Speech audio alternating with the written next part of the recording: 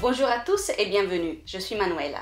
Alors, le choix du sujet pour la vidéo d'aujourd'hui s'est fait de manière assez naturelle. Je vais vous parler de l'édition extraordinaire du Salon du Livre de Turin qui a eu lieu il y a quelques jours du 14 au 17 mai. Une édition entièrement digitale.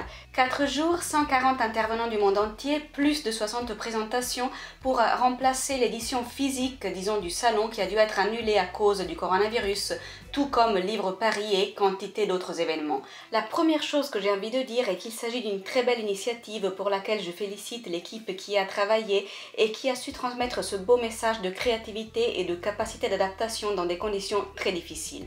Bien sûr, les conséquences économiques sur la filière du livre de toutes les annulations d'événements culturels seront lourdes. Mais bon, une édition digitale, c'est déjà mieux que rien. Et par ailleurs, si ça vous intéresse, la Nuit de la littérature 2020 va suivre la même voie avec une édition complètement digitale prévue pour le samedi 30 mai. Alors, je dois dire qu'il y avait beaucoup d'interventions que j'attendais, que j'ai écoutées avec intérêt. Entre autres, Javier Cercas, Dacia Maraini, Alessandro Baricco, Roberto Saviano, qui a été brillant. Mais je dois dire qu'évidemment, j'attendais avec un intérêt particulier les interventions relatives à la traduction. En effet, dans le cadre du Salon du Livre de Turin, Ilide Carmignani, qui est une des traductrices italiennes les plus importantes, elle a traduit notamment Sepúlveda, Bolaño, García Márquez, organise depuis 20 ans le cycle de rencontres consacré à la traduction.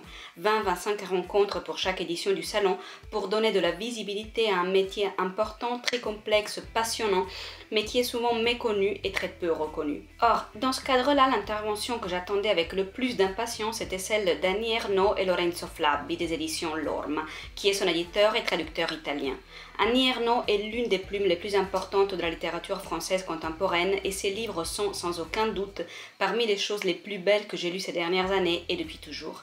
À tous ceux qui n'auraient pas encore lu Annie Ernaux, je conseille vraiment de le faire. Son écriture est un couteau. À partir du récit autobiographique et intime qui est livré sans filtre de manière crue, cruelle aussi, elle bascule sur le plan social et existentiel en décrivant des moments historiques, une classe sociale, les dynamiques entre différentes classes.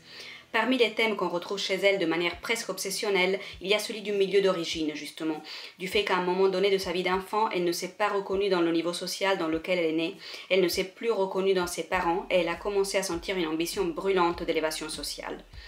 Et l'une des nombreuses choses intéressantes est la manière dont l'auteur décrit comment l'appartenance et inversement l'exclusion passent à travers la langue.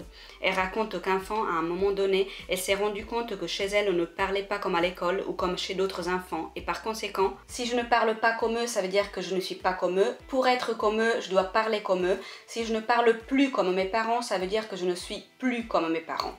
Une autre des choses que j'aime particulièrement chez elle est sa conception de l'écriture. Écrire pour empêcher que les choses se perdent dans l'oubli, mélanger la vie et l'écriture, écrire pour que ce que l'on a vécu ait vraiment un sens. Lisez-la, lisez La place, les années, une femme, lisez-les vraiment. En écoutant l'auteur et Lorenzo Flabbi dans leur courte intervention en ligne pour le Salon de Turin, j'ai d'ailleurs appris que l'Orma a annoncé le lancement de la maison d'édition en France et ils commencent leur activité avec le lancement d'une collection épistolaire nommée Les Plis.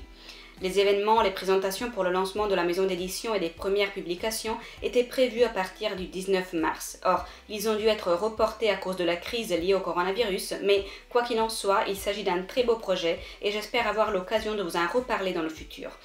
En ce qui concerne cette collection, Les Plis, il s'agit d'une sélection de correspondances d'intellectuels et créateurs et chaque petit livre a l'originalité d'avoir une jaquette qui peut se détacher, se transformer en enveloppe, être affranchie et envoyée par courrier, avec un format qui fait donc écho pour ainsi dire au contenu. Mettez un j'aime à cette vidéo, abonnez-vous à la chaîne, suivez-moi aussi sur Instagram et n'oubliez pas que toutes mes vidéos existent en italien, français et espagnol. Donc si vous avez envie d'écouter les autres langues, vous pouvez le faire. À très bientôt avec la prochaine publication.